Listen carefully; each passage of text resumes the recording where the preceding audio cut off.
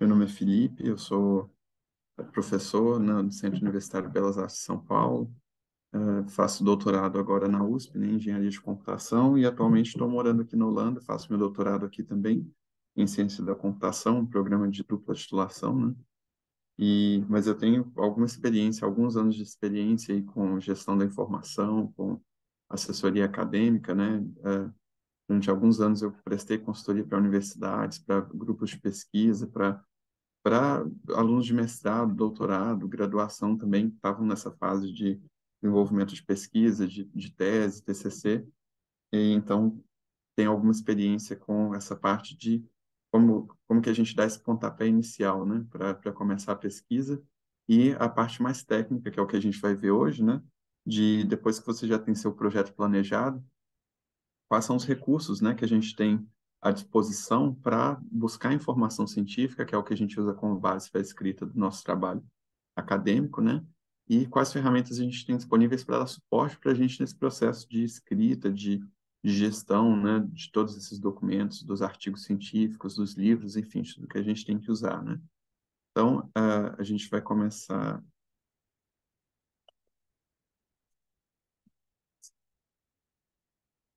A gente vai começar com uma breve introdução, né, dando um contexto de como que, enfim, começou, né, toda essa questão de produção de informação digital, toda a questão de como que a primeira ideia, né, de ter um computador, de ter uma ferramenta para acessar essas informações surgiu. Depois a gente vai entrar com a estrutura básica de busca, né, começar a entender o que que é busca através do Google, né? O Google provavelmente é a ferramenta de busca mais usada por todos vocês, né? É a ferramenta mais usada no mundo, é sempre a primeira fonte de consulta quando a gente está buscando informação sobre algo novo. E o Google ele aplica uns princípios de busca, né, que a gente chama de busca booleana e busca avançada, que a gente vai ver depois nas bases de dados científicas, né? Esses princípios eles também são aplicados lá, né? Então, a gente pode tanto aprimorar nossa busca no Google, a gente mesmo durante a escrita de TCC, né, de tese, a gente acaba buscando muitos materiais diretamente no Google, porque de fato ele tem uma capacidade muito boa, né, de indexação de páginas. Então, principalmente para achar documentos em PDF, muitas vezes a gente consegue localizar no Google, às vezes alguns documentos que não nem estão indexados nas bases de dados, né? Então acaba que é uma ferramenta super útil, né? Então a gente vai ver um pouquinho de algumas dicas, né, alguns truques que a gente pode utilizar para aprimorar a busca quando a gente estiver usando o Google. E aí depois disso, quando a gente vê esses princípios de busca, a gente vai entrar nas bases de dados científicas, que é onde a gente vai localizar essa literatura científica, né?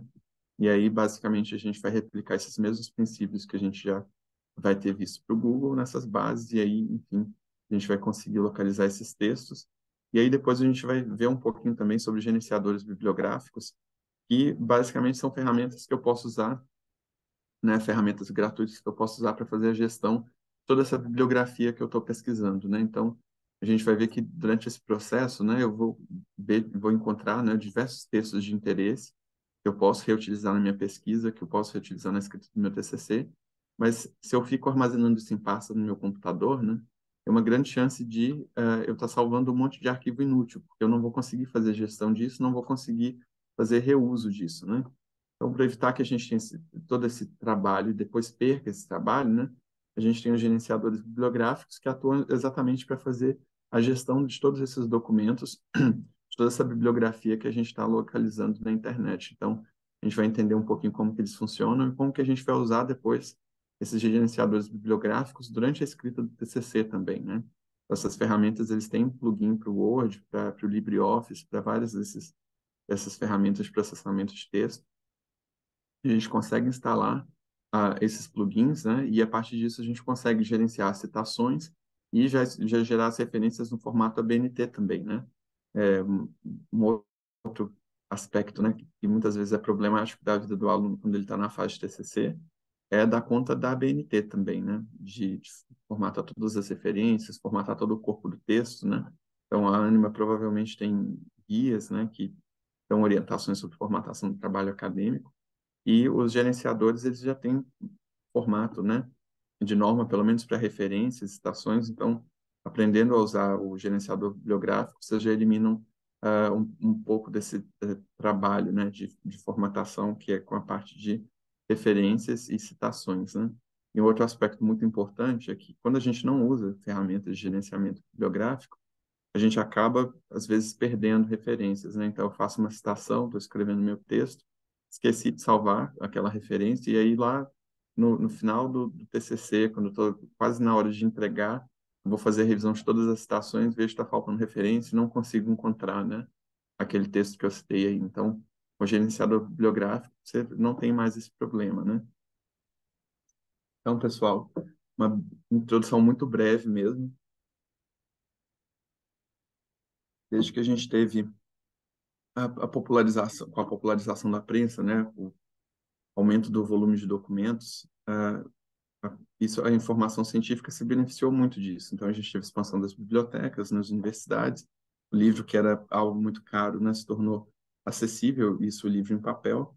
E aí, lá em 1945, esse cara chamado Vannevar Bush, ele teve uma ideia, né, de uma ideia visionária de uma máquina que no futuro conseguisse armazenar todo aquele conteúdo, né, criar um índice descritivo de todos aqueles livros que tinha na biblioteca, na universidade, e mostrar essas informações para o usuário em tempo real, né? Então, o usuário ele faz uma busca por um assunto, ele digita uma palavra de interesse, e ele localizaria, né, nessa tela, né, em uma das telas dessa máquina visionária, toda a informação sobre os documentos, né, que aquela biblioteca tinha disponível sobre aquele assunto que ele estava procurando, né? Isso na época, esse modelo, quando o Vannevar Bush criou esse modelo, né, ele foi chamado de visionário, mas também fizeram muita chacota, né, com esse modelo, porque não tinha nenhuma fundamentação ainda, né, que sustentasse essa ideia de ter esse tipo de máquina, né? E, posteriormente, essa ideia, né, inicial do Vannevar Bush, ela começou a ser trabalhada, deu origem, né, aos primeiros computadores e em uma coisa que é bem impressionante, né, os primeiros computadores foram usados para cálculos matemáticos, obviamente, mas as primeiras implementações, principalmente no Brasil, né, os primeiros usos de computador foram para gerenciamento de catálogos em bibliotecas, né? Então, de fato, essa ideia que o Vannevar Bush teve lá em 1945, ela ali teve uma certa influência na criação do primeiro computador e também nesses primeiros usos que foram feitos, né? E hoje em dia a gente tem uma facilidade muito maior, né?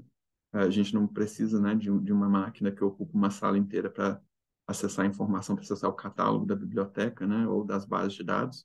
Hoje a gente tem acesso a isso virtualmente, a gente consegue baixar os textos virtualmente, então o próprio papel, né, das bibliotecas ele está sendo ressignificado, porque hoje é muito mais cômodo, né, eu acessar o meu texto digitalmente, principalmente se eu estou fazendo um curso EAD ou, enfim, durante a pandemia, né, a gente não podia, nós não podíamos nos deslocar até os espaços físicos de bibliotecas, então acaba que acessar informação em meio digital é uma tendência, né, e aí as bibliotecas elas estão se adaptando a isso também, né, não significa que elas vão deixar de existir, mas elas têm que se ressignificar para oferecer serviços no meio digital, né, então a biblioteca que antes tinha aquele paradigma de crescer o acervo infinitamente, né, de adquirir mais exemplares de livros em papel, o paradigma agora muda para expandir a coleção de itens digitais, né, para facilitar o acesso aos usuários e, enfim, isso resolve um problema também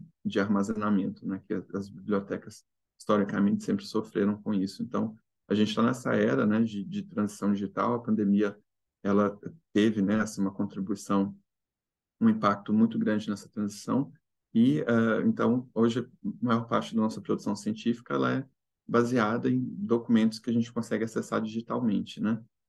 E isso assim otimizou muito o processo, né, de produção científica, porque pensa na década de 70, né, por exemplo, a gente tinha um serviço de Comute no Brasil, que se não me engano ainda é ativo, né? Mas é basicamente um sistema que você precisava de um determinado artigo científico ou de um capítulo de livro que não tinha no Brasil, você entrava nesse sistema, fazia um pedido, daí 3 meses, tinha que pagar, né, uma taxa que era bem caro, as universidades tinham que pagar essa taxa, e depois de 2, 3 meses esse artigo chegava no Brasil, né?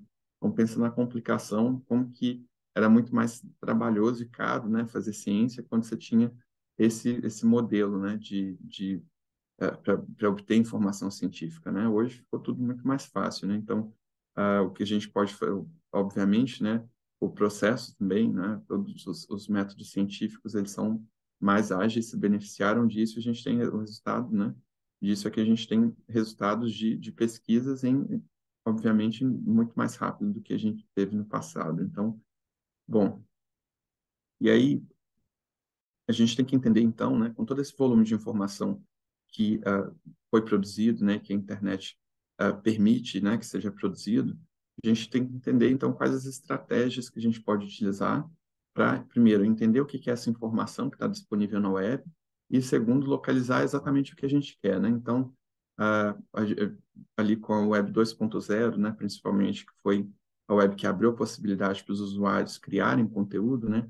A gente teve uma explosão de informação no web, que hoje a gente não tem controle, né? A gente está chegando nessa terceira revolução da web, que é a Web 3.0, Web Semântica, em que a gente tenta usar alguns métodos, né? Para agregar semântica a todo esse volume de dados que está sendo produzido, para que as máquinas consigam fazer inferência com mais precisão em cima deles, né? Mas a gente ainda tá escorregando nisso, né? Então, a gente tem ferramentas, tem protocolos que estão sendo desenvolvidos, mas a gente ainda está engatinhando nisso, né? Então, a gente ainda está nessa Web 2.0, onde as pessoas produzem conteúdo de maneira livre, lançam isso na web sem muito cuidado, né? Ali com a descrição desse conteúdo, e aí isso vai afetar também a qualidade do que a gente recupera, né? Então, quando a gente está fazendo pesquisa científica, né? Quando a gente está trabalhando no TCC ou seja no projeto final, projeto de conclusão de curso, a gente tem que ter um cuidado muito grande, porque quando a gente faz ciência, a gente não consulta qualquer informação que está disponível na internet, né? A gente precisa dar preferência primeiro para publicações que são revisadas por pares, né? Então, o processo de revisão por pares, basicamente, quando você envia um artigo, né, para publicação em uma revista científica, outros pesquisadores daquele domínio, eles fazem a revisão do seu artigo, então eles vão testar os métodos que você aplicou, eles vão validar, fazer teste, prova, né, da sua pesquisa, dos seus resultados, e, enfim, se eles concordarem com o que está escrito ali, eles vão te dar o parecer positivo, seu artigo vai ser aprovado, mas o que acontece é que, na maioria dos casos, eles dão feedback para o autor modificar e, enfim, aprimorar o artigo para que ele possa ser publicado, né? Então, esse processo de revisão por pares seria importante porque ele garante que aquilo que está sendo publicado ali, de fato, faz sentido, né? E a gente não tem isso na web. Então, os documentos que estão disponíveis no Google, blogs, sites em geral, a gente tem que citar com muito cuidado no trabalho de conclusão de curso, porque precisa ser uma fonte confiável, né? Então, ah, o que são fontes confiáveis que estão disponíveis no Google, né? Estou fazendo um trabalho sobre direitos humanos, citar o site da ONU é uma instituição confiável, né? Então, quando a gente não puder escapar, né, de citar alguma informação que é proveniente de algum desses sites da web que não é uma informação que passou por revisão por pares, né, a gente precisa tomar como base instituições que são referência naquilo que está sendo tratado, né? Então, sempre buscar esses sites dessas instituições, mas evitar o máximo possível, né, consultar esse tipo de informação, citar esse tipo de informação no TCC, que o orientável é sempre a gente buscar artigos publicados em revistas, livros, capítulos de livros, trabalhos publicados em conferências, e a gente vai ver como que a gente chega até esses textos hoje, né? Mas, enfim, esse processo de revisão por pares, né, vocês de uma forma ou de outra, acabam passando por isso também, nesse estágio final de TCC, e vocês têm uma banca que julga o trabalho de vocês, né? E aí vocês vão entender como que esse processo funciona, né?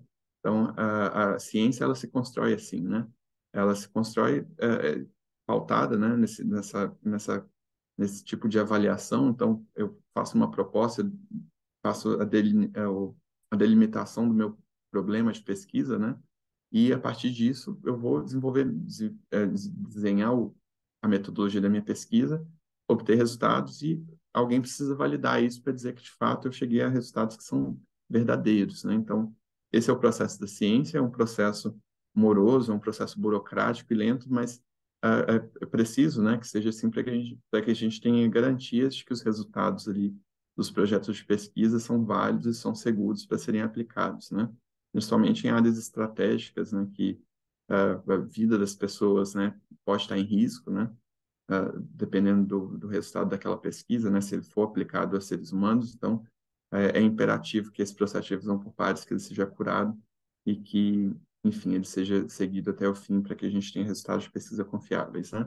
Mas, enfim, vocês vão passar por isso agora, né, com o TCC, de uma maneira mais branda, com certeza, né, porque esse é o primeiro trabalho acadêmico que a maioria de vocês vão estar fazendo. Então, a banca do TCC, o nível, né, de cobrança de uma banca de TCC, ele é menor do que de uma banca de dissertação, de tese, ou mesmo de avaliação de um periódico científico, né?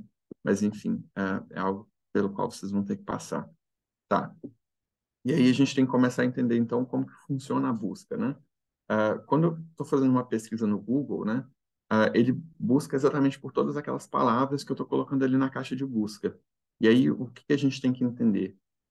Pesquisa, né, no metabuscador, ela não deve ser feita da mesma forma que eu me expresso verbalmente, né? Então, é uma coisa que muita gente acaba, quando está fazendo a busca, né, tenta meio que reproduzir, porque é uma coisa automática, né? Eu penso ali na minha questão e eu quero jogar tudo aquilo ali que eu estou pensando, né? Eu não quero definir muito bem uma estratégia de busca, eu só quero encontrar aquilo que eu desejo e acaba que eu jogo qualquer coisa, né? Então, quando eu jogo qualquer coisa, sem pensar muito bem, né, nessa minha estratégia de busca, o algoritmo ele vai buscar cada uma dessas palavras, né? Então, esse algoritmo ele processa, né, as strings, que são esses conjuntos de caracteres, e eles vão buscar todas essas palavras nessa ordem nas páginas web e vai te recuperar, né, essas páginas que têm essa combinação de termos. Então, muitas vezes eu tenho termos que são irrelevantes, né? Eu não precisaria aqui do verbo, não precisaria do, ah,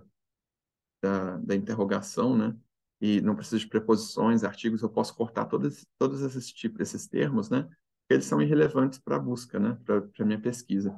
Eu preciso fazer um trabalho que a gente chama de indexação, que é eu conseguir reduzir só para os termos que são essenciais, né? Então, se eu estiver querendo saber, né, se Belo Horizonte tem cachoeiras, em vez de fazer essa pergunta, né, literalmente aqui no Google, eu posso digitar só cachoeiras, que é um dos termos que eu estou interessado em saber, e Belo Horizonte, que é o nome da cidade. Só isso aqui já é suficiente, né? Então, a gente tem que aprender, né, como que a gente conversa com a máquina também. Uma conversa, né, um pouco diferente do que a gente tem usualmente com outras pessoas, né? Então, essa é a primeira estratégia, a gente fazer esse exercício, né, de síntese, de extrair só os conceitos que são extremamente relevantes. A gente vai ver, quando a gente estiver trabalhando nas bases de dados, isso aqui fica mais evidente, né? A gente vai ver que tem campos de busca separados, tudo mais. Então, a gente vai precisar começar a pensar dessa forma, né? E, como eu disse, todas as palavras, né, que são irrelevantes para a busca, a gente não precisa acrescentar. Então, se eu estiver procurando documentos, né, páginas, arquivos sobre, enfim, qualquer assunto, eu não preciso especificar, né, que eu estou procurando documentos sobre isso. Eu posso só digitar o assunto diretamente e isso vai facilitar muito a recuperação, porque, como eu disse, o Google vai estar procurando essa palavra, né, vai estar procurando documentação, vai estar procurando sobre, enfim. E aí a gente vai ver que se, no caso, né, com documentação, por exemplo, eu quero dizer que eu estou querendo localizar textos em PDF ou textos que eu posso acessar diretamente, que eu posso baixar no meu computador, aí a gente tem uma outra estratégia de busca que a gente pode usar para obrigar o buscador a mostrar exatamente aqueles textos enfim, documentos que estão naquele formato, né? Então, se eu quero um documento em PDF, a gente vai ver que a gente tem um comando específico que a gente usa no Google para localizar um texto em PDF, né? Um outro problema que a gente tem na web hoje é exatamente a falta de semântica, né? A semântica é o sentido, né, para nós humanos. A gente consegue interpretar as coisas a partir da semântica, mas a gente não, quando a gente simplesmente lança um conteúdo na web, em HTML, enfim, em PDF, qualquer formato textual, essa semântica ela é mantida para a gente, mas para a máquina, essa semântica é muito sutil, né? A máquina ela não consegue de fato processar semântica. A gente consegue definir, né, alguns modelos para que sejam feitas inferências, né? O que a gente chama de reason em cima dessas relações semânticas, mas a máquina em si ela não tem semântica, ela não consegue compreender semântica, né? Então, o que a gente precisa fazer? Sempre quando a gente estiver fazendo a busca, a gente precisa principalmente quando a gente tem termos ambíguos, né? Por exemplo, Java pode ser essa ilha na Indonésia, mas pode ser linguagem de programação. Se eu digito só essa palavra solta no Google, né? Ele vai me recuperar todas as palavras, todas as páginas, né?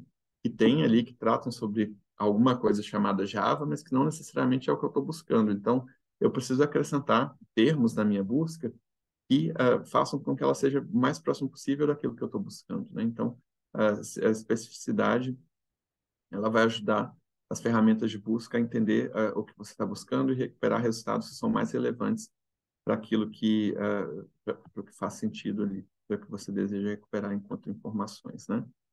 Tá, então a gente viu essas questões de, primeiro, como que a gente organiza esses termos, né? Como que a gente faz um filtro para pesquisar exatamente aquilo que a gente quer, eliminar palavras que a gente chama de stop words, né? Que não são palavras relevantes ali para busca.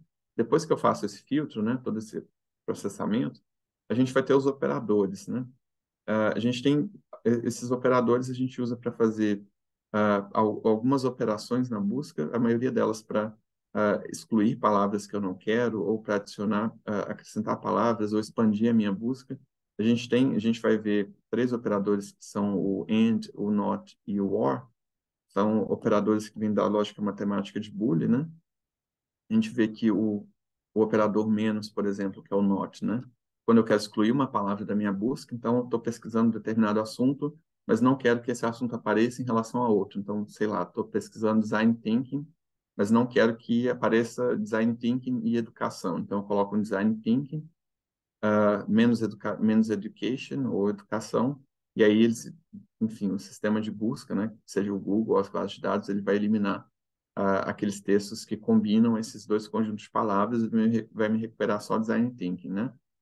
O OR, ele é um expansor de busca, então, quando eu estou utilizando esse tipo de operador, né, eu estou basicamente fazendo uma soma, então eu posso dizer, o que eu quero dizer com a minha busca, né, é que eu estou pesquisando tanto uma coisa quanto outra. Então, se eu tiver dois termos de busca, então, Java Indonésia, se eu quiser tratar sobre a ilha, e Java programação, né?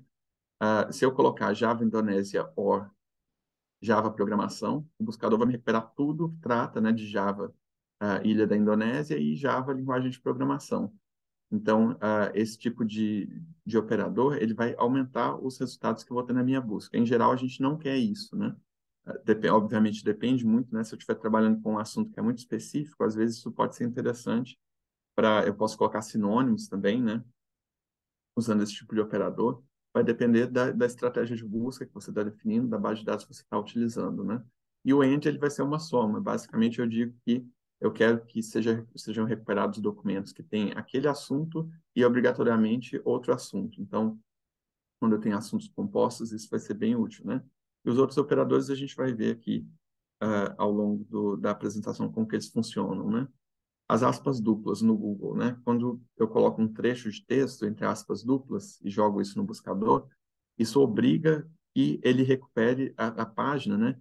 Tem exatamente aquele conjunto de texto, né? Então, às vezes a gente está pesquisando quando a gente tem, principalmente quando a gente tem texto longo, né?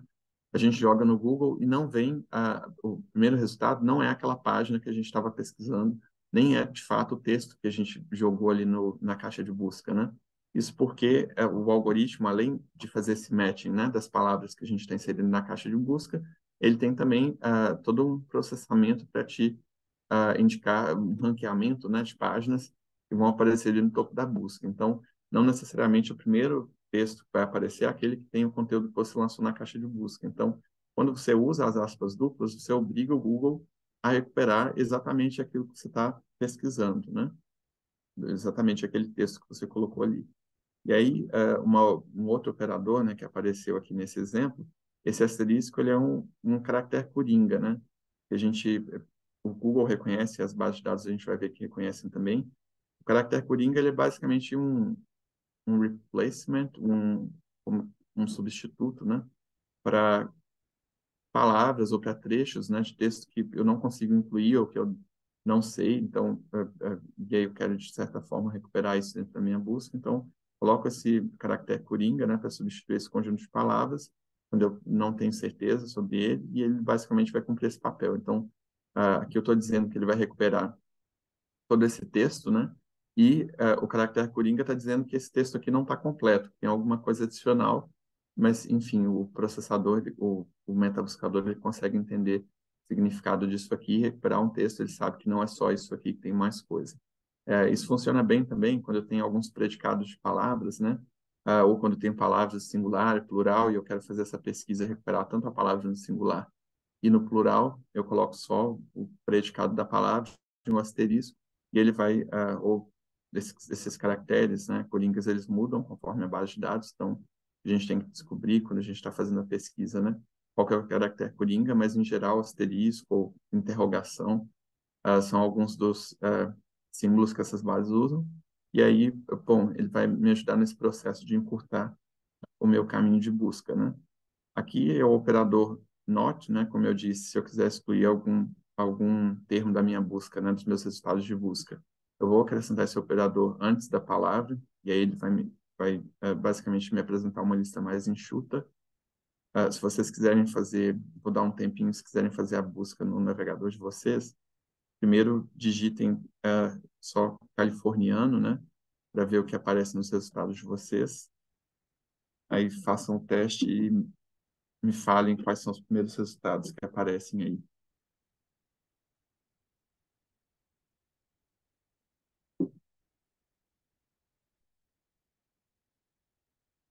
Rubens, você quer fazer aí também os testes?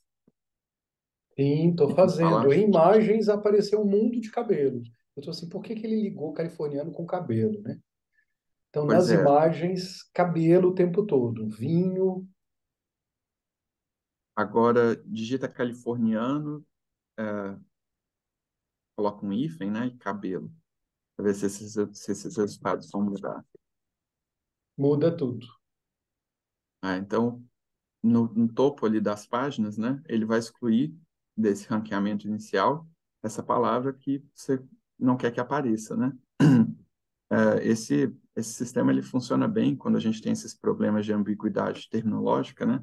Então, californiano, ele pode ser enfim, ser um indicador de quem vive na Califórnia, né? Se estiver pesquisando sobre isso, pode ser qualquer outra coisa, enfim. Mas ele pode ser também um penteado, um corte de cabelo, não sei bem o que é. E aí, esse é um problema, né? Que a maioria das pessoas, quando elas estão pesquisando californiano no Google, elas estão buscando por esse corte de cabelo, seja, quando eu pesquisar por esse assunto no Google, ele vai me entregar ali no topo dos resultados de busca o cabelo, né? Porque a probabilidade de ser isso que eu estou procurando é muito maior. Então, por isso que a gente tem que usar esses recursos, né, para filtrar a busca, porque senão a gente acaba encontrando um monte de informações que não são relevantes, né? Aí o operador OR também, né? Se vocês quiserem fazer os testes, né? Ele tem que aumentar os resultados de busca. Então, por exemplo, se eu faço a pesquisa por Tahiti, né? Ou depois faço a busca por Tahiti, ou Havaí, né? Os resultados para essa segunda opção de busca aqui, eles têm que ser maiores que a primeira, né? Porque eu estou fazendo uma expansão de busca. Então, estou dizendo basicamente que ele pode recuperar tudo que tem a palavra Tahiti, tudo que tem a palavra Havaí também. E aí, aqui, na sintaxe de busca do Google, né? Você pode usar tanto o OR, assim, tem que ser tudo em caixa alta, né? Ou a barra vertical, que significam basicamente a mesma coisa. Então, se você usar qualquer um desses dois, o Google entende que você está usando um operador booleano para fazer a busca, né?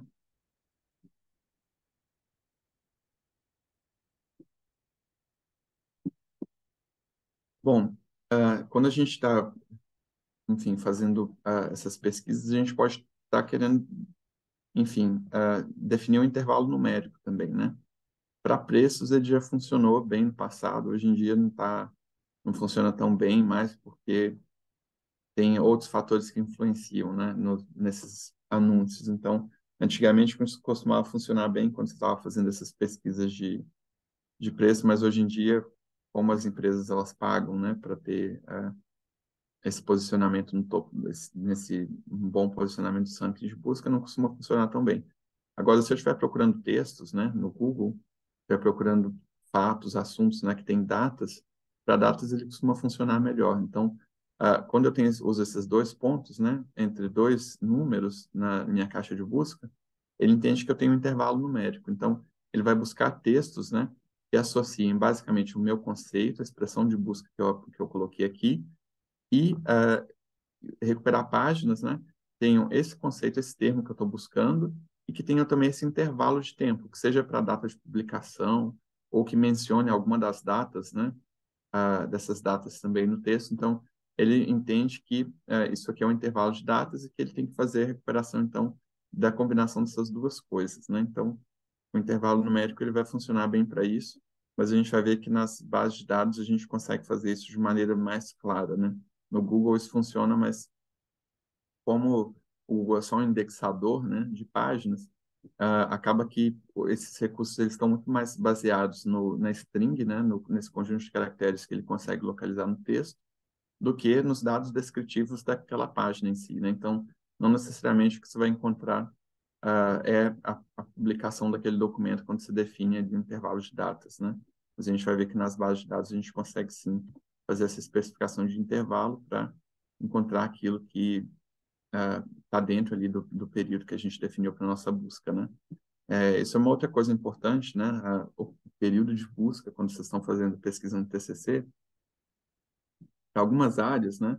É estratégico que você recupere informações, as informações mais atualizadas, né? Então, quando você está fazendo a busca mesmo nas bases de dados, é super comum que a gente encontre bibliografia que é muito antiga, né? E, em geral, quando a gente tem esse problema, né? Quando a gente quer recuperar informação atualizada, a gente não quer que isso apareça. Então, a gente vai ver que a partir dos filtros nas bases de dados, a gente consegue definir um prazo, né? Um limite para recuperar textos que sejam mais recentes.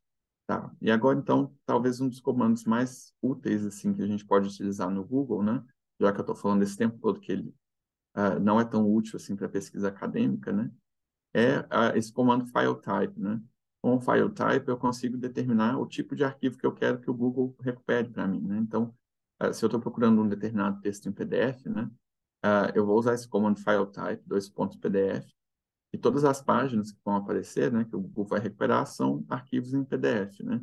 Mesma coisa se eu quiser procurar uma apresentação de slides, um PPT, né? Vou colocar file type PPT, todos os arquivos que vão aparecer ali nos meus resultados de busca vão ser arquivos do tipo PowerPoint, né? Então, esse acaba sendo um recurso útil, porque às vezes a gente faz pesquisa em algumas bases de dados, mas elas não têm o texto completo disponível, né, para ser baixado, e acaba que às vezes no Google a gente consegue localizar esses textos, né?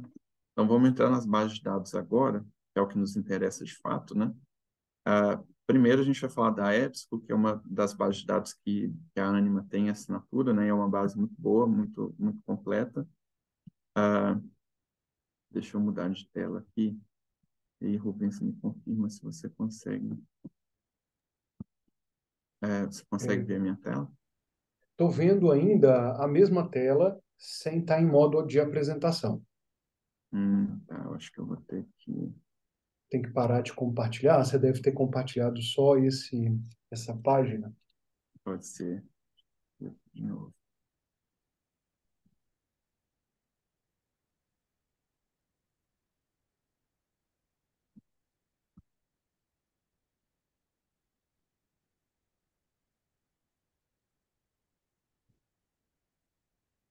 Consegue ver agora? Sim. Beleza.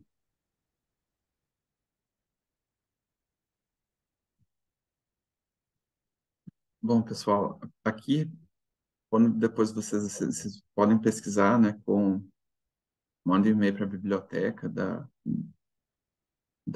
faculdade de vocês para saber como que é feito esse acesso às bases de dados, né? A EBSCO, especificamente aqui, eu estou acessando com o meu ID, né, com o meu endereço IP da Universidade Twente, então, automaticamente, enfim, o sistema reconhece, né, que eu estou numa universidade, faz a assinatura e eu não preciso fazer login na base de dados, né? Em geral, isso funciona para todas as universidades, mas você tem que estar conectado na rede de Wi-Fi da universidade para você não precisar fazer login, né? Mas, em geral, você pode criar uma conta e aí vocês podem solicitar isso à biblioteca, esse acesso. E aí, aqui no meu caso, né, eu tenho algumas opções de assinatura da base de dados. Vocês provavelmente vão ter assinaturas diferentes, né? Mas a gente pode começar com o pacote mais básico aqui da EBSCO. Aqui tem várias bases de dados, né? Então, é importante quando vocês tiverem, quando vocês configurarem o acesso de vocês pela biblioteca, que vocês vejam o que tem disponível.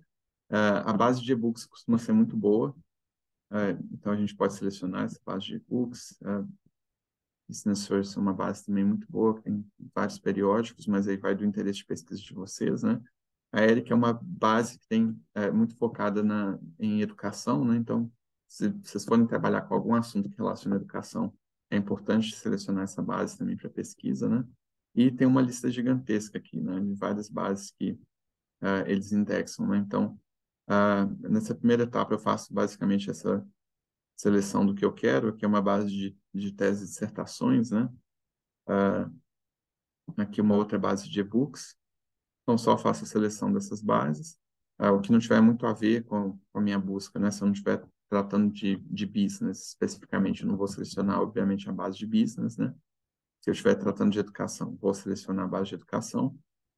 E por que que é importante, né, a gente fazer essa seleção aqui?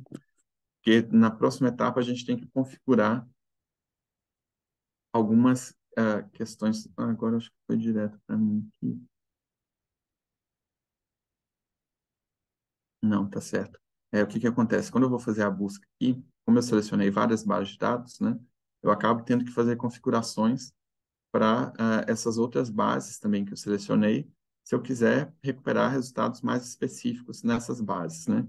Então, quando a gente vai fazer, quando vocês estiverem fazendo uso, né, da EBSCO, selecione só as bases que são mais interessantes, né? Aí, uma alternativa, vocês podem entrar em contato com a biblioteca para pedir ajuda, né? Para ajudar, para pedir ajuda para que vocês consigam fazer o acesso, ver o que tem de disponível dentro dessa assinatura da EBSCO e para tentar entender também quais essas fontes que estão aqui dentro, né? Que são mais relevantes para a pesquisa de vocês. Mas beleza, então vocês fizeram todo esse processo, né, de criar login, de ter acesso à base, e aí como que a gente consegue, então, fazer a busca aqui, né?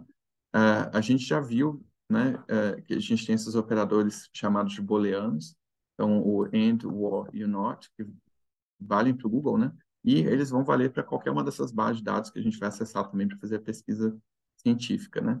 Então, vamos pensar, por exemplo, que eu estou trabalhando com Design Thinking, e eu quero que nessa busca, né, sejam recuperados textos que tratam de design thinking e educação também.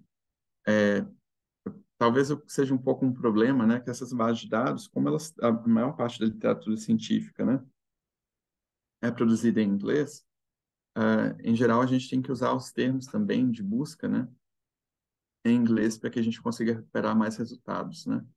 A gente vai ver que tem algumas bases de dados também em português, né, que indexam a maioria dos textos em português, e, enfim, a gente consegue pesquisar também, mas isso é uma coisa, o inglês não tem como a gente fugir dele, né? Hoje a ciência, né, a língua da ciência é o inglês, então, se a gente quiser ter acesso à produção científica mais atualizada, a gente vai ter que fazer a busca em inglês, né? Então, aqui a gente tem algumas opções. Se eu quiser refinar a minha busca ainda mais, eu posso dizer, né, que eu quero que essas palavras elas apareçam no título. E por que que isso é importante? O título, ele é a parte mais descritiva de qualquer texto, né? Então, se eu coloquei, né, se aquela palavra que eu estou pesquisando aparece no título do documento, existe uma chance muito grande de que aquele texto ele seja de fato aquilo que eu estou buscando, né? Então, posso colocar, por exemplo, aqui em title, para pesquisar só no título, e aqui eu vi que o número de documentos ele caiu muito, né? Então, eu tinha 1.700 resultados antes na busca, agora eu só tenho 546. Se eu fizer isso para education também, e eu fizer a busca, caiu para 89 documentos, né? Então, por que que isso é importante? Quando eu estou nessa fase de exploração, o que que a gente faz em geral? Eu leio o título do documento, leio o resumo e vejo se de fato faz sentido para aquilo que eu estou pesquisando. Se faz sentido, eu salvo para ler depois aquele texto, né? Fazer isso com 500 documentos, com 1.000 documentos, é um trabalho descomunal. Agora, fazer com 89 textos é muito mais fácil, né? Eu consigo refinar, então, a minha busca para selecionar aquilo que já está mais direcionado para o que eu procuro. Então, o que eu vou fazer, basicamente, é abrir o título, né? Ver o título e o resumo desse texto, e se ele for interessante, depois eu vou salvar na minha biblioteca. Aqui não está mostrando o resumo, mas em outras bases de dados a gente vai conseguir ver. Mas, enfim, aqui uma coisa que a gente consegue notar também é que ele já disponibiliza aqui para mim o texto completo, né? Então, quando eu tenho esse botão aqui, né? Basicamente ele está me dizendo que eu consigo clicar e baixar esse texto em PDF, né? Em alguns casos, a gente vai ver que esse texto ele não está disponível, porque pode ser um jornal que está indexado aqui na base de dados, mas que ele não tem um contrato com o editor, então o acesso é pago, e nesses casos muitas vezes a gente quer evitar esse tipo de resultado para não ter esse trabalho, essa frustração de encontrar um texto ali, enfim, que parece ser muito relevante, mas que, enfim, não está disponível para download, eu não consigo comprar porque é muito caro. Então, a opção que a gente tem é filtrar aqui por texto completo. Então, aqui nessa barra lateral, eu consigo, além, né, dos parâmetros de busca que eu defini ali em cima, consigo criar alguns outros. Então, aqui eu estou limitando a minha busca só para texto completo. Então, só as bases, né, só os artigos, né, que o PDF pode ser baixado diretamente, ou que eu tenha um link, né, como nesse caso aqui, para fazer o download do texto completo. Aqui, se eu quiser especificar o período de tempo, né, eu posso só arrastar essa barra, né? Então, se eu quiser textos de 2019 a 2023, aqui ele já reduziu bastante os meus resultados de busca, então eu tenho só 34 agora. Então, a partir desses filtros, né? Vocês podem explorar depois em casa com mais paciência, né? A gente consegue limitar bastante nesses resultados para chegar mais perto daquilo que a gente quer quando a gente está fazendo a pesquisa, né? E, enfim, a gente vai ver algumas outras bases, depois eu vou para a parte de processamento por gerenciador bibliográfico, a gente vai voltar nessa base da EBSCO, né, que vocês vão utilizar bastante.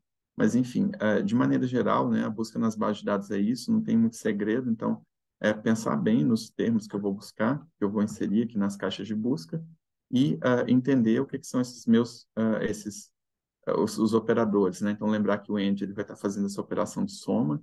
Então, estou pesquisando isso aqui, mais isso aqui. O OR, ele vai ser basicamente uma operação para expansão da busca dos resultados, né? Então, quando eu coloco o OR, eu vou aumentar muito, né, o meu número de resultados. Então, olha só, na minha configuração de busca, né, quando eu tinha o AND, eu saí de 30 e poucos resultados para 39 mil resultados, né? Então, quando a gente usa o OR, a gente tem que ter bastante parcimônia, né? Ou eu tenho que ter um resultado, uma busca, né, que ela seja muito específica, e aí eu não estou tendo uma recuperação, não estou recuperando muitos resultados, né? E aí eu vou usar o OR para basicamente inserir uma outra expressão de busca, né?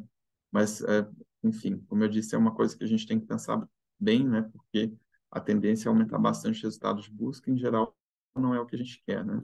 E o NOT, basicamente, é, como eu disse, se a gente quiser excluir alguma coisa, né? Ali do meu resultado de busca, que não apareça um texto que contém uma determinada palavra, vou usar esse operador. Mas, enfim, outras opções. Então, a EBSCO como opção paga, né? A Anima, ela tem esse contrato, né? Com a base de dados, então, para você para acessar o conteúdo, você precisa fazer login, né? Mas a gente tem outras opções que são gratuitas, né? Então, o Google Scholar, ele não é uma base de dados acadêmica, né? É uma base de dados de texto científico, como a da EBSCO. Você tem ali toda uma equipe de profissionais que fazem a curadoria do conteúdo que está sendo lançado ali, né? O Google Scholar, ele é só um algoritmo que recupera informações de páginas que são acadêmicas, né? Mas diferente, né, de uma base de dados científica como a da EBSCO, que tem uma curadoria de conteúdo que eles selecionam a dedo, né, com muito rigor, os periódicos que entram ali, o Google Scholar é aberto, então qualquer tipo de informação científica. E aí a gente tem um problema, né, no meio acadêmico, são as revistas chamadas de predatórias, que são revistas que publicam artigos supostamente científicos, mas que não têm nenhum critério científico, né? Então, não tem revisão por pares, a única coisa que eles estão interessados é cobrar as APCs, né, que são as taxas de processamento de artigo, né, a taxa que principalmente quando você publica nas revistas no exterior, né, o autor ele tem que pagar essa taxa. Em geral, são taxas muito altas. E essas revistas elas só querem saber dessa taxa, fazer lucro, né, em cima dos autores, e não tem esse processo científico, né? E aí o problema do Google Scholar é que às vezes você acaba recuperando esse tipo de artigo aqui também, né? Mas enfim, de toda forma, é uma plataforma muito útil para a busca também, e a gente consegue usar os mesmos recursos, né, de busca avançada das outras bases de dados aqui no Google Scholar também. Então, se eu clicar aqui nas 3 barras laterais e vir aqui em busca avançada, eu tenho algumas, bem limitado, não tenho tantas opções, né, como nas bases de dados, mas eu consigo também fazer uma expressão de busca um pouco mais precisa do que só jogando a expressão lá na caixinha, né? Então, ah, vamos ver o que significam cada uma dessas expressões aqui, né? Então, se eu quiser que essa recuperação, que ele me recupere textos, tem todas as palavras, né? Exatamente todas as palavras que eu estou colocando, não só parte dessas palavras, né? Então, eu posso colocar nessa caixa de busca aqui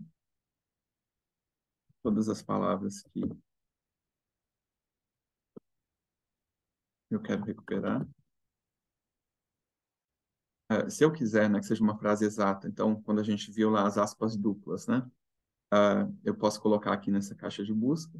Então, ele vai substituir as aspas duplas, né? E se eu tiver com uma expressão que ela é muito grande, né? Eu posso definir isso aqui para que ele recupere textos que tem pelo menos uma daquelas palavras que estão ali naquele conjunto que eu defini, aqui sem determinadas palavras, né? Quando eu quero excluir algum termo ali da minha busca. E aqui são as opções para eu refinar onde que essas palavras, né, que eu estou buscando, onde que elas aparecem no artigo. Então, como eu falei com vocês, a pesquisa no título, né?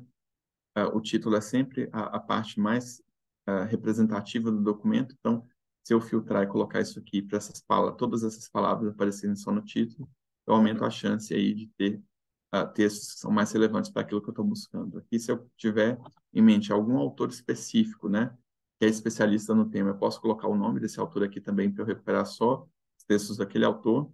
Aqui, se eu quiser especificar alguma editora, nome de periódico, enfim, mas isso aqui não é tão relevante. E aqui as datas, é basicamente a mesma lógica. Então, se eu quiser recuperar só textos publicados entre 2020 e 2023, vou colocar isso aqui. E aí, depois que eu fiz essa configuração, eu clico em buscar.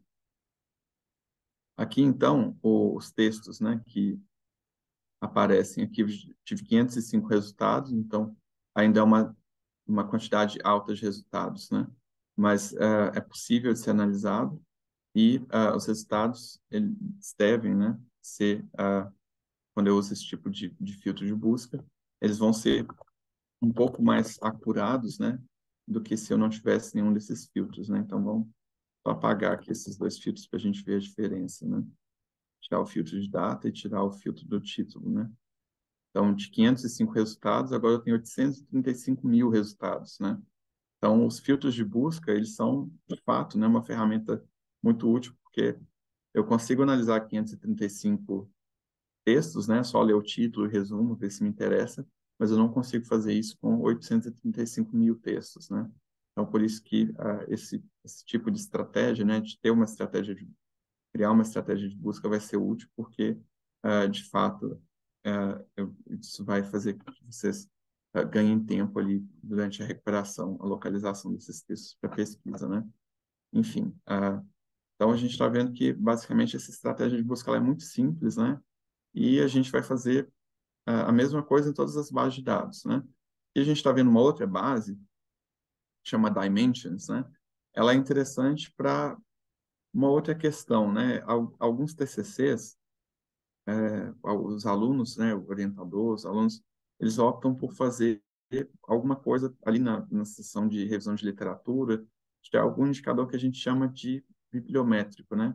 O que é um indicador bibliométrico? É basicamente um dado estatístico sobre produção científica. Então, eu quero ver se determinado assunto, né, que eu quero pesquisar, se ele está sendo, como que ele está, como que está sendo o desempenho dele, né, nas produções científicas. Então, eu quero ver quem que são os pesquisadores que mais publicam sobre o tema, quem são quais são os textos mais citados, né? Isso é importante porque se eu não tenho a menor noção, né, de por onde começar naquele tema, esses indicadores eles vão me mostrar quem são as pessoas que, primeiro, publicam, né, aqueles resultados de pesquisa, e, segundo, quais são os textos mais relevantes ali para aquela área que eu estou pesquisando, né? Então, essa base de dados, ela tem esse diferencial, a gente vai ver aqui, de apresentar esses indicadores, né? Então, se eu estou um pouco perdido, se eu não conheço bem o meu tema, esse tipo de base de dados pode ajudar a localizar essas fontes que, enfim, podem dar um norte para a gente começar a pesquisa, né? E aí, o que é interessante, né, quando vocês estiverem nessa fase de exploração, pegar os textos que são mais introdutórios e, em geral, esses artigos, eles te redirecionam para textos que são mais específicos. E, a partir da leitura deles também, vocês conseguem modelar melhor as questões de pesquisa, definir melhor o escopo do projeto de vocês. Então, vamos fazer esse teste aqui. Aqui, essa base de dados, ela já dá uma opção um pouco diferente, né? Eles pesquisam tudo que está no título e no resumo, né?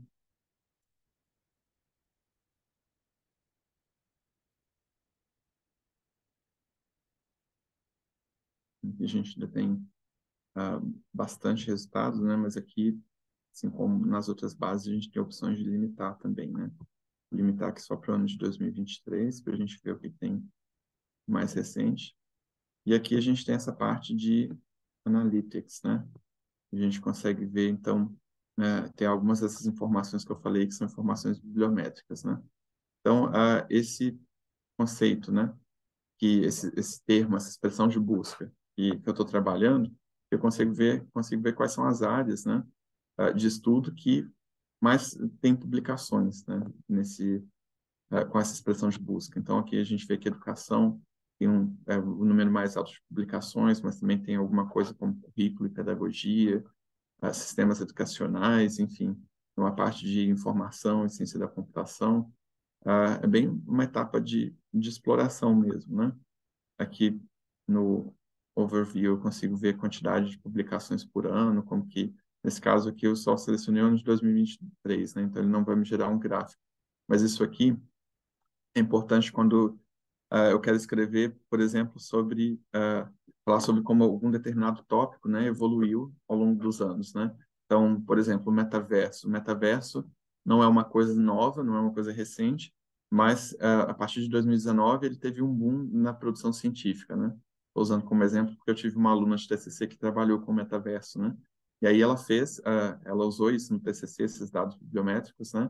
Para mostrar que o tema ele se tornou o metaverso ele surgiu lá no início dos anos 2000, mas a partir das publicações científicas, né, dava para visualizar que teve ali um boom de publicações a partir de 2019. Então, o que isso indica, né, isso é um indicador de que o desenvolvimento desse campo de pesquisa ele é recente, né? Então, ele começou ali, o início dele é anterior, mas o desenvolvimento, o boom de desenvolvimento daquele campo científico foi durante os anos ali, começou em 2019 e foi só subindo nos anos seguintes, né? Então, esse tipo de dado, né, de publicação por ano, ele pode ser um embasamento para o TCC de vocês, se vocês precisarem justificar, por exemplo, que o tema que vocês estão tratando é um tema recente, né?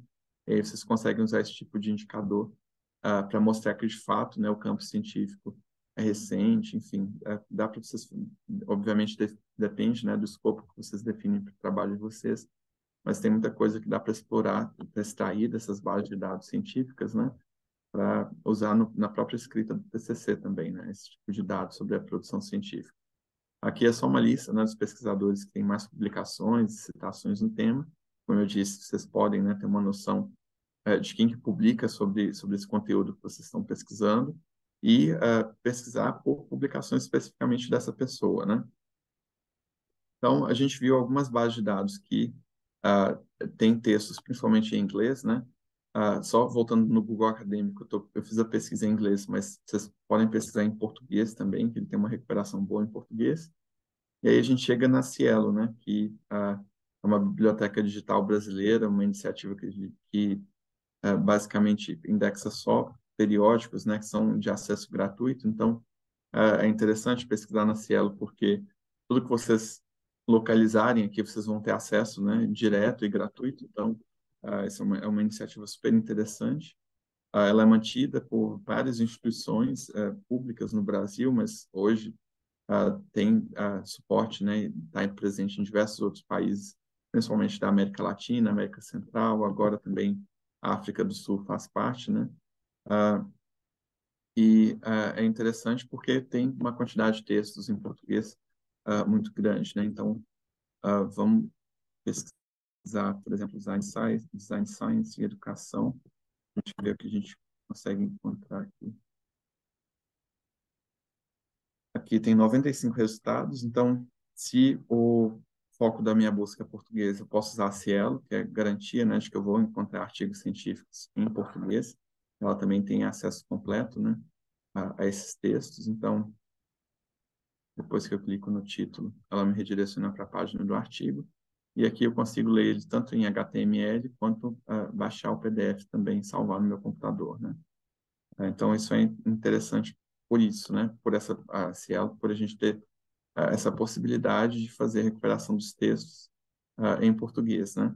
E, assim como as outras bases que a gente viu, aqui a gente também vai ter a opção de usar a mesma estratégia de busca que é a busca booleana, né? Que é algo que a gente já tem visto aí desde o início. Então, a gente vai conseguir refinar a busca aqui também. Então, uma vez que vocês aprenderam, né, a usar esses filtros, aqui ela tem outros filtros também. Eu posso pesquisar o país de origem, né? Se eu quiser aqui recuperar só textos que foram publicados no Brasil, a língua, né, que já está como a expressão de busca, ela estava em português, só me mostrou textos em português. Então, vocês, né, o ideal é que vocês explorem essas ferramentas, vejam as possibilidades, né, que cada uma oferece para vocês de filtrar as buscas, para que vocês consigam, de fato, aprimorar a localização dos textos que são relevantes para a pesquisa de vocês. E então, beleza, né? Fiz todo esse processo de buscar nas bases de dados, já tenho os meus textos de interesse, como que eu vou fazendo a gestão disso, né? Falei com vocês que, na maioria das vezes, só fazer o download do texto tem uma chance muito grande de que isso seja perdido, né? Então, uma opção que a gente tem hoje em dia, né, são as ferramentas de gerenciamento bibliográfico. Então, o Mendeley é uma das mais populares, é uma ferramenta gratuita, vocês podem fazer download dele depois. O Mendeley ele tem uma versão desktop, né? Então, para Windows, Mac, para Linux também. Então, vocês conseguem fazer o download desse gerenciador, vocês criam uma conta gratuitamente. E o Mendeley ele tem uma série de ferramentas, né? O interessante dele é exatamente isso, né? Ele tem essa ferramenta desktop, que você consegue baixar e acessar todos os artigos, né? Que você está localizando. Ele tem uma extensão web, né? Que esse Web Importer, né, que também é gratuita, basicamente vocês vão lá na biblioteca de extensões do Chrome ou do navegador que vocês usam e pesquisam por esse nome, Mendeley, e ele vai oferecer vai ser a primeira extensão que vai aparecer. Você instala, configura, coloca a sua conta do Mendeley aqui também. E a gente vai ver depois, mais para frente, que tem um plugin que vai permitir que a gente faça citações lá no trabalho científico, né? Então, o Mendeley ele é uma plataforma muito completa, e aí a gente vai ver como que a gente faz para usar essa ferramenta, então, para fazer gestão dos nossos textos acadêmicos, né? O Mendeley ele tem uma estrutura muito simples de funcionamento, essa extensão. Se ele detecta uma coisa, tem texto completo, né? A página tem o texto completo disponível, posso clicar aqui no importador, ele vai ler a página, né?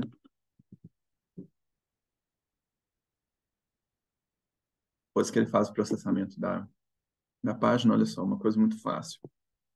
Ele me mostrou aqui, nesse caso, ele está falando que o PDF não foi encontrado, né? Então, provavelmente tem alguma restrição dessa base de dados para localizar o texto completo. Vamos clicar aqui, abrir o PDF, vamos ver se ele muda agora. Como a base de dados, o acesso é pago, provavelmente ela não libera para fazer o download direto do PDF, né?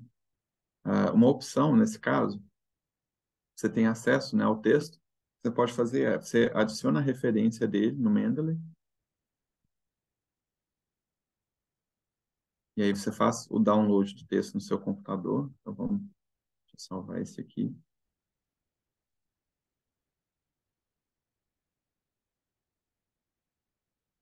E aí depois você vai lá no Mendeley, no desktop, então eu já estou com o aplicativo instalado aqui.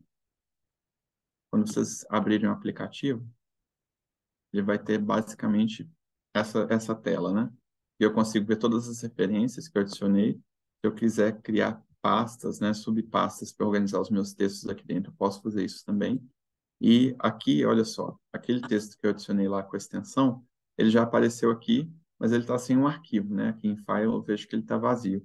É o que eu posso fazer é clicar aqui, ele vai abrir essa página de descrição dessa referência, né, desse artigo, e ele tem essa opção de files aqui que tem um mais. Então, eu posso só clicar, e aí eu procuro, localizo o texto no meu computador.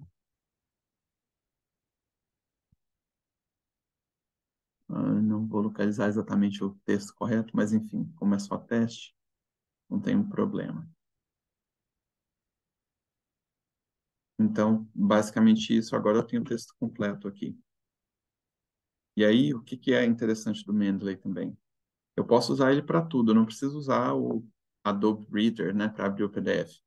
Eu posso abrir o PDF aqui no Mendeley mesmo, posso fazer as minhas marcações, posso fazer comentários. Então, é uma ferramenta completa, né? Eu não preciso de nenhuma outra ferramenta externa, posso fazer todas as minhas anotações aqui. Ele vai salvar isso. Se depois eu quiser, por exemplo, compartilhar esses textos que eu estou fazendo anotações com um colega ou com o orientador, na versão web eu tenho uma opção de criar uma biblioteca pública, né? Compartilhar esse conjunto de textos com essas pessoas. Então, é uma ferramenta muito versátil, né? E, então, beleza, né? Já fiz essa instalação do plugin, já importei a referência, já estou com o texto aqui, já fiz a minha leitura, e agora eu vou para a escrita do TCC, né? Ah, cada uma das ferramentas de processamento de texto, elas vão ter um plugin diferente. No caso do Word, a gente tem esse Mendeley Site, acho que eu estou com o site aberto aqui. Eu posso, depois, se vocês quiserem, posso mandar essa relação de sites para o Rubens, e ele compartilha com vocês, mas são todas ferramentas gratuitas, tá? Então, a instalação também é muito fácil. O Mendeley Site, basicamente, é uma extensão para o Word. Vocês baixam esse aplicativo, só seguir o passo a passo da instalação, reinicia o Word, e quando vocês abrirem o documento no Word, vocês veem referências, e ele vai aparecer aqui no cantinho desse jeito, tá vendo? Mendeley Site. Então, para que eu vou usar esse negócio aqui no meu TCC, né? Bom, quando eu estiver escrevendo TCC, tem uma coisa que a gente tem que fazer, que é a citação, né? A citação, basicamente, estou escrevendo um parágrafo baseado no texto de alguém. No final desse parágrafo, eu tenho que fazer uma citação conforme a ABNT determina, né? Então, com o Mendeley, né, eu consigo atualizar todo esse processo. Então, eu clico aqui no Mendeley Site, e aí uma coisa que a gente tem que configurar, primeiro, o estilo de citação. Em geral, por default, ele vem como APA, né, que é uma norma que é muito utilizada no exterior, mas o que a gente usa no Brasil, na maioria das instituições, é a ABNT. Então, o que eu posso fazer é pesquisar aqui nessa lista de opções, né? Provavelmente para vocês não deve aparecer a ABNT de cara, no meu caso, como eu já usei o plugin, ele aparece aqui na lista, mas se não aparecer a ABNT, vocês vêm aqui em procurar por outro estilo, né? E aí vocês digitam especificamente a ABNT, né? Nesse caso, a ABNT vão aparecer várias opções, né? Porque essas configurações foram feitas por várias universidades, então, mas em geral, como a norma ela não tem muita variação, mesmo de uma instituição para outra, vocês podem selecionar de alguma instituição de referência. Então, aqui, por exemplo, eu selecionei da Universidade de São Paulo. Então, a BNT, já selecionei o estilo. E agora eu posso começar a fazer as minhas citações.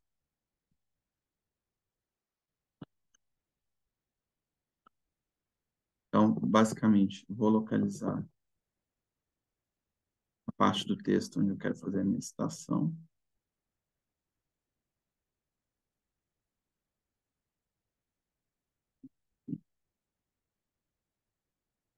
Vou selecionar a referência. Então, essa aqui foi a última que eu pesquisei. Isso aqui é interessante porque, como eu disse, vocês vão salvar todas as referências, todos os textos lá no outro aplicativo do Mendeley, né? Aqui nessa extensão eu consigo pesquisar o título, eu consigo pesquisar pelo nome do autor, porque nem sempre vai ser o primeiro texto que vai aparecer aqui na lista, né? Nesse caso aqui, só para a gente ver como exemplo, seleciono o texto que eu quero citar, posiciono aqui o cursor, né, no parágrafo onde eu quero citar e clico aqui em inserir citação. Aqui ele veio com um problema, olha só, porque provavelmente a data não está definida lá no meu arquivo, né? E aí, quando a data não está definida, na ABNT eles determinam, quando você não tem data, né? Você tem que colocar essa expressão em latim que significa sine die, né? Então, é importante que vocês conferirem esses dados, né? Se tiver com esse problema de aparecer sem data, só entrar lá no arquivo no Mendeley e colocar o ano que ele vai corrigir isso aqui. Mas, enfim, depois que eu fiz a citação aqui, ele fica com essa marcação de campo, né? Vou no final, depois do meu TCC, no final do texto, onde eu for colocar, enfim, as referências, né?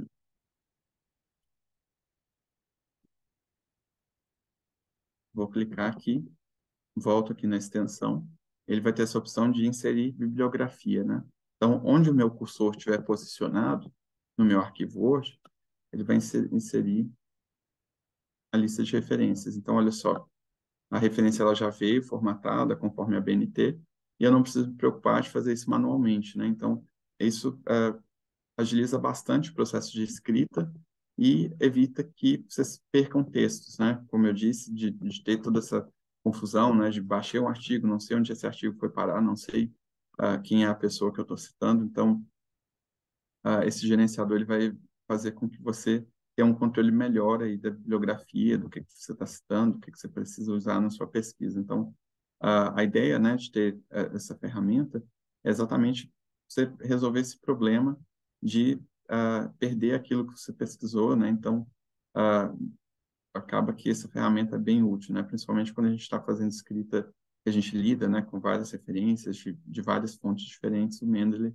ele vai ser um recurso bem útil para a gente usar aí durante o processo de escrita do TCC.